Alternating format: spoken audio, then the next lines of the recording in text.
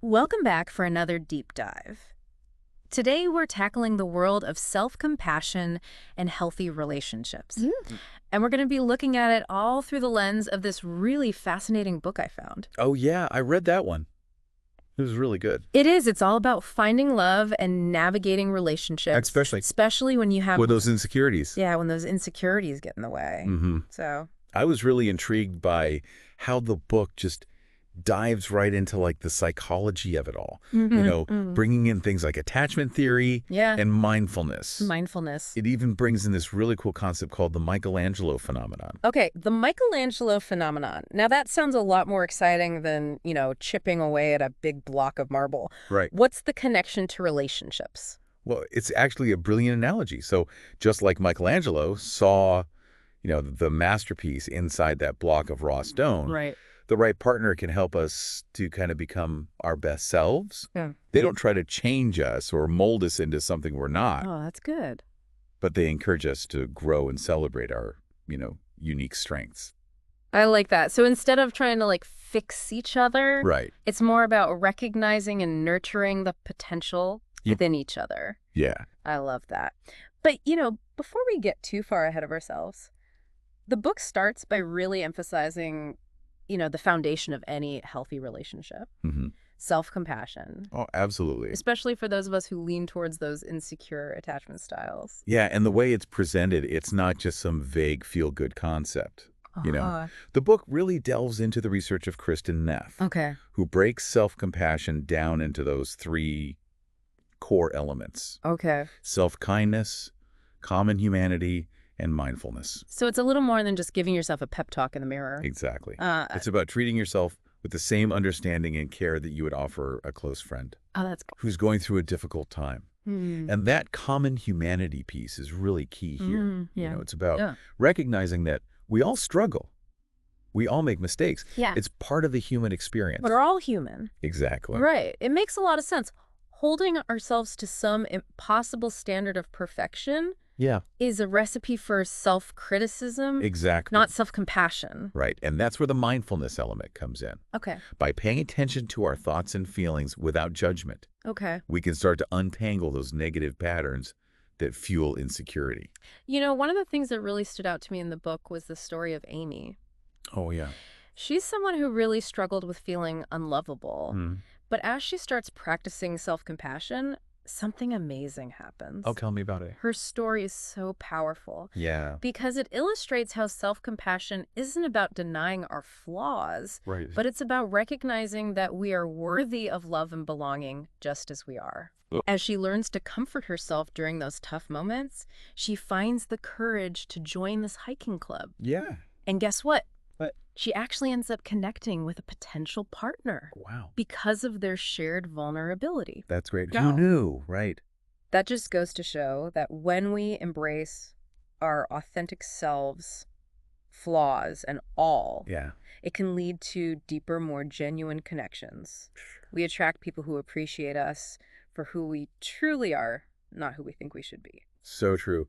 And book spends a good amount of time highlighting the importance of mindfulness. Yeah. It emphasizes that it's not just some trendy buzzword. There's actually solid research backing up its benefits. Oh, absolutely.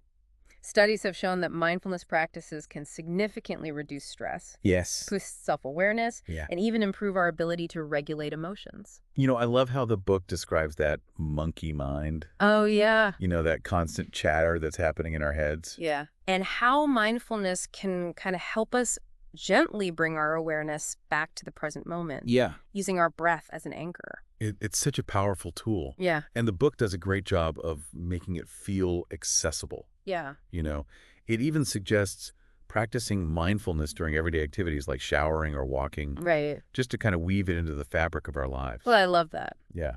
Now let's shift gears a bit and dive into the book's insights on seeking healthy relationships. Okay. I found it interesting that it encourages us to define our goals for a relationship beyond just finding any partner. Right? You're right. It emphasizes the importance of finding the right partner. That right partner. Yeah. Someone who aligns with our values and aspirations for a fulfilling and supportive connection. And it draws this fascinating parallel between healthy relationships and those secure attachment patterns that we develop in childhood. Absolutely. What's fascinating is that the book actually breaks down the 3 fundamental characteristics of a secure relationship, Okay. which echo those early attachment needs. It talks about emotional availability, having a safe haven, and a secure base. Okay, so break that down for us. Oh, How do those play out in an adult romantic relationship? okay. Because it's not like we're running to our partner for a Band-Aid when we scrape our knee anymore. Right, but the underlying needs are surprisingly similar. Okay. So imagine coming home after a really tough day. Okay. Emotional availability in a partner looks like them being there for you, Right. ready to listen and offer comfort without judgment. So it's about feeling truly seen and heard. Exactly. Like our emotions matter. Yes. And that safe haven piece. Yeah. It's knowing that you can turn to your partner when you're feeling stressed or overwhelmed, Yeah. and they'll provide that sense of security and comfort. It's like having a secure emotional base camp. Yeah, No matter what challenges life throws our way. precisely. Yeah. And that leads us to the secure base aspect. Okay. Think of it as having that unwavering support to explore your own interests and pursue your dreams. I like that. A secure partner encourages your growth and celebrates your successes, Yeah. knowing that you'll always come back to that shared foundation. You know, one of the things that really surprised me was the book's advice against dismissing those nice but not exciting dates. Oh, yeah. Isn't that spark of excitement important? Well, that's what's so clever about this book. Mhm. It challenges our assumptions about what a healthy relationship should feel like. Hmm. That initial excitement that we often crave can actually be linked to anxiety Huh. or even past relationship patterns, Interesting. rather than genuine compatibility. So those butterflies in our stomach might actually be red flags. It's definitely something to consider. Okay. A truly secure relationship should feel safe and comfortable, Right. not like a constant emotional roller coaster. Okay. And that's not to say that there won't be passion or excitement, Right. but it's a different kind of spark. Different kind of spark. It's the spark of deep connection and mutual respect. That makes a lot of sense. Maybe sometimes we mistake those familiar pangs of anxiety for the thrill of falling in love. Exactly. Yeah. And this actually ties in perfectly with that Michelangelo phenomenon we talked about earlier. Yeah. Choosing a partner who brings out our best selves rather than triggering our insecurities Right. is key to creating that secure, supportive foundation for love to flourish. Okay. So we've talked about the importance of self-compassion. Right. And finding a partner who aligns with our vision for a healthy relationship. Mm. But how do we actually go about finding that Michelangelo Right. in a sea of potential partners? Yeah. What qualities should we be looking for? Well, thankfully, the book offers some really helpful guidance here. Yeah. It provides a list of key qualities to consider. Okay. So spill the tea. Mm-hmm. What are these magical qualities? Okay, well, the list is actually pretty practical and insightful. Yeah. The book highlights the importance of things like secure attachment, Okay. good communication skills, Mhm. genuine appreciation for Yeah. you, overall compatibility, Right. and importantly, a readiness for a committed relationship. It's about finding someone who checks all those boxes, but it's also about how they make you feel. Right. Like seen, appreciated. Exactly. Support. What's that connection? It's that special connection. Yeah. It's about finding someone who complements our strengths, Right. understands our vulnerabilities, Mm. and shares our vision for a future together. And this doesn't mean expecting perfection. Right. We all have our quirks and flaws. Let's be real. Finding someone who checks off every single quality on that list might take a while. Yeah. But the book seems to suggest focusing on those core values and recognizing those red flags early on. You're right. It reminds us that choosing the right partner is a bit like panning for gold. Okay. You might come across some shiny distractions along the way. Oh, yeah. But it's crucial to stay focused on those qualities that truly matter in a long-term fulfilling relationship. And this is where that self-awareness comes in again, right? yeah. The book warns against falling into the trap of the pursuit-withdrawal dynamic, Oh, yeah. where one partner is always chasing after the other's affection. It's such a common pattern. It is. And the book does a great job of explaining how it often stems from those insecure attachment styles we were talking about earlier. Right. It can be incredibly draining for both people involved. It sounds exhausting, Yeah. honestly. Always wondering where you stand with someone, never feeling truly secure. Right. The book even suggests having a plan for resisting that pull if you find yourself in that dynamic, almost like an exit strategy Yes. for your heart. It's about recognizing those unhealthy patterns Right. and making conscious choices that protect our well-being. Yeah. Sometimes the most loving act is to walk away from a relationship that's no longer serving us. Yeah. even if it's painful in the short term. It's hard. Yeah. I think a lot of people struggle with that. Absolutely. Holding on to the hope that things will change. But sometimes walking away is the bravest and most self-compassionate thing we can do. Exactly. So let's say we've done the work. All right. We've cultivated self-compassion. Right. We've defined our relationship goals. Yes. And we found someone who feels like a good fit. Okay. The book then shifts gears. Yeah. Focusing on nurturing that connection. Right. One thing that stood out to me was the emphasis on consistency, making those small but meaningful gestures a regular part of the relationship. You're right. It's not about those grand romantic gestures. Yeah. It's those everyday acts of love. Yeah, the book mentions things like physical affection. Right. Compliments, expressing gratitude. Yes. And just making time for each other. Yeah. Even amidst the busyness of life. It's about those little things that show our partner we care. Right. That we see them, that we appreciate them. Yeah. Those are the building blocks of a lasting and fulfilling relationship. The book compares it to tending a garden. I love that analogy. Me too. Because it requires consistent effort and care to help a relationship flourish, just like those beautiful flowers and plants. Exactly. But what I found really interesting was the book's suggestion to build a supportive web of social connections. Oh, yeah. Beyond our romantic relationship. Right. Diversifying our sources of fulfillment makes sense.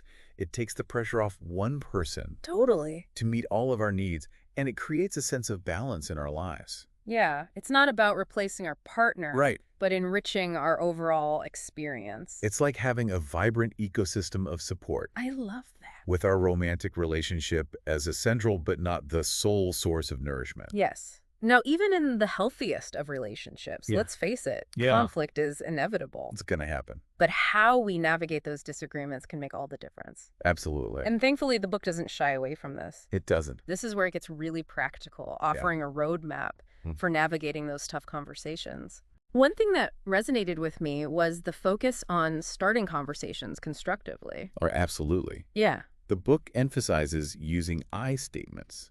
Yes. To express our feelings without blaming or accusing our partner. Right. Actively listening to their perspective. Yeah. And focusing on finding solutions together. Working together. Yeah. It even suggests practicing mirroring. Mirroring. Where we reflect back what our partner has said. No. To ensure we're truly hearing them. So it's like taking a pause to make sure we're on the same page. Right. Understanding each other's point of view before jumping into problem-solving mode. Exactly. And that can really de-escalate conflict. It can. And foster a sense of empathy and validation. Yes. Even when we disagree. Absolutely. It seems like the core message here is it's not about winning an argument. Right. It's about understanding each other. Right. And finding solutions that work for both partners. You hit the nail on the head.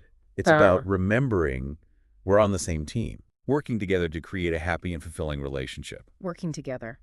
And that brings us to another crucial element that the book highlights. Yeah. Forgiveness. You know, I was a bit surprised by how much emphasis the book placed on forgiveness. Really? Especially for those of us who have those anxious attachment patterns. I found that fascinating, too. You know, it's not about condoning hurtful action. Right. It's about releasing the grip those actions have on us. Letting go. Right? It's recognizing that we're all human. We all make mistakes. It's about choosing to let go of that resentment. Yeah. So we can move forward without carrying that emotional baggage. And I think this ties back beautifully to self-compassion. Okay. When we're able to offer ourselves kindness and understanding, we're more capable of extending that same grace to our partner. It's like creating this ripple effect of compassion. It is. Starting with ourselves and then flowing outward into our relationship. I like that. And it's not just about resolving conflict. It's also about expressing appreciation and gratitude for our partner, even during those challenging moments. That's such an important point. Yeah. It's easy to get caught up in the day-to-day grind. Oh, yeah. And forget to acknowledge the good things. Yeah. But those small gestures of appreciation can go such a long way in strengthening the bond. Absolutely.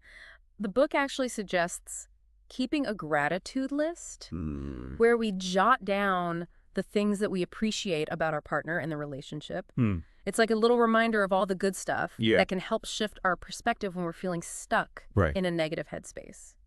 And it can be helpful to practice mindful gratitude. Mindful gratitude. Where we consciously bring our attention to those positive qualities and allow ourselves to really savor those feelings. Right. It's like a mini meditation for our relationship. So we're essentially training our brains to focus on the love and the connection. We are. Rather than getting bogged down by the inevitable challenges that come up in any relationship. Absolutely. This deep dive has been so eye-opening. It has. It feels like we've uncovered this treasure trove of insights. I agree. Into creating a healthier and more fulfilling love life. Yeah, I completely agree. It's like the book has given us a whole new toolkit for navigating the complexities of relationships. It has. With more self-awareness. Self-awareness. Compassion and intention. As we wrap up, there's this one final thought-provoking question from the book. Okay. That I think is really worth pondering. Okay. It asks us to consider how the need for forgiveness from others and from ourselves shows up in our own relationships. Right. How does it impact our ability to connect, to communicate, and to love fully? That's such a powerful question. It is. Because forgiveness, like all the other elements we've explored today, is essential for creating a relationship that feels safe and supportive and ultimately deeply fulfilling. Couldn't have said it better myself. Thanks for joining us on this deep dive into the world of self-compassion and healthy relationships. We hope you've gleaned some valuable insights that you can apply to your own journey of love and connection. Until next time, keep exploring, keep learning, and keep loving with all your heart.